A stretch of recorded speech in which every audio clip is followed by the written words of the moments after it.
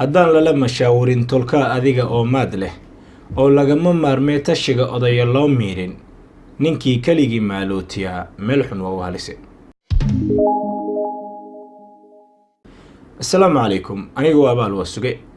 Waxaa la yidhaahdaa guurka waa go-aanka u adag ee qof qaato, waana midka haddii uu hagaago nolosha lagu guulaysto, haddii uu fashilmana nolosha lagu ba'o. waana halkii uu lahaa suubanaha calayhi salaatu wasalaam xadiis macnihiisu yahay nolosha waa raaxo yar, raaxadeeduna waa xaaska wanaagsan. sidoo kale gabyaa Soomaaliyeed oo tilmaamayay tanka ay leedahay tiraanyada ay leedahay tallaabada guurka oo tis qaadi weysa ayaa yiri nin gablamay, nin good cunay, iyo nin may gooli la xayaaday, iyo nin uu libaax ku gooriirsado garabka hooseeyo, intaa waxaa ka guul daran ninkuu guurka ka xumaado. dabcan waa dhab oo haddaad haalig iyo maalig tahay hagar la'aan xooga oo haadka duula iyo sidii haatufka u roorto asaan reerka hoos laga dhaqayn kaama howlbaxo haantaa gun loo tolin biyuhu ku hakan maayaan. haddaba saaxiibayaal, si guurkeennu u hagaago idan alle kadib waxaan u baahannahay inaan wax ka bedelno hafakirkeenna ku aadan guurka, kobcinana aqoonteena reer dhaqasho ka hor inta aysan nagu dhicin wixii ku dhacay gabyaa Qoorif Cali Xirsi goorta uu lahaa leeleesho nooliba anay laasum ii tahaye weligay mid lagu leecay baan lab u idhaahdaaye allahayow laciiftada maxaa igu lamaaniyey. allah u naxariistay sugayahankii reer Masar Dr. Axmed Towfiiq ayaa yidhi in guurkaagu hagaago uma baahna inaad heshid qof wanaagsan oo keliyata, balse waxaad u baahan tahay inaad adiga ahaatid qof wanaagsan. waa run oo shuruudda ka dhigta guurka mid hagaago ayaa ah inaad aqbashid ceebaha lamaanahaaga ee ma ahan keliya inaad aqbashid wanaagiisa, maxaa yeelay aadanaha oo idil ayaa u janjeera aqbalidda wanaagga. sidoo kale ma jiro ciidan korkeeda qof aan lahayn ceeb, oo Soomaalidu waxay tiraahdaa ciirtaada dhammaa ceebtaada og, taasoo macno ahaan laga fahmi karo in labadii ciir wadaagtaahi ay lama huraan tahay inay ceebahana isugu dulqaataan. haddaba macnahaas aan sheegnay qiso daliil u ah ayaan saaxiib idinkaga soo dheegtay sooyaalka Soomaaliyeed, qisada oo aan ugu magac daray Suuban iyo Saddex Cibaale.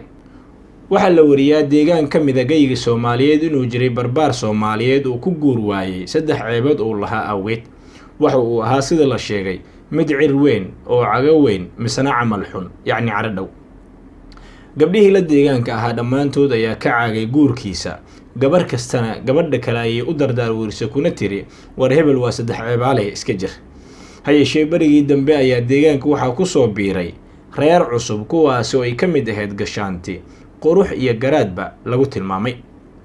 barbaarkii deegaanka ka caanbaxay ayaa isiri bal intaysan gabdhaha deegaanka kaaga hormarin inantan cusub bal u haasaawo tag oo guur ka dalab. hayeeshee nasiib xumo waxaa kaga hormaray barbaartii magaalada, waxayna u sheegeen inantaa inaysan ku kadsoomin hebel oo dabcan ah Saddex Cibaale. hayeeshee gabadhii oo ahayd gabar aad u caqli badan ileen gaari guur ma weyday ayaa tiri oo saddexdaa ceeb maxay kale yihiin. kolkaas ayay dhallinyaradii ku yidhaahdeen waa cir weyn yahay oo uu cago weyn yahay oo uu camal xun yahay oo uu calo dhow yahay. hayeeshee waxa ay ku tiri dabcan intaa dawaan u hayaa ee wax kala sheegaysaan. waa maya, waxay tiri hadduu cir weyn yahay iguma cusla inaan u bisleeyo cuntadu ii keensado, hadduu cago weyn yahayse ciidda ilaahay ayuu kula socdaa oo aniga iguma dul socdo, haddiise uu camal xun yahay calool qaadaan hayaa oo waan u dulqaadan karayaa. sidaa ayaa guurkoodii ku hirgalay sacaado iyo farxadna ku tisqaaday. sheekada waxay soo xasuusinaysaa hadalkii suugayahankii reer England George Bernard Shaw ee ahaa gabadhu haddii ay tahay mid aad uga fiirsata sifaadka ninka ay nolosha la wadaagi lahayd waxay ahaan doontaa midaan ebed guursan.